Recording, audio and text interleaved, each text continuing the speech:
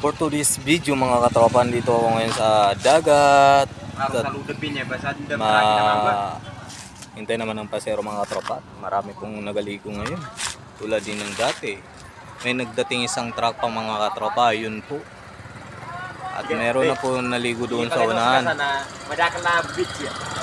Ang pinakamaganda po dito mga katropa, libre po ng entrance.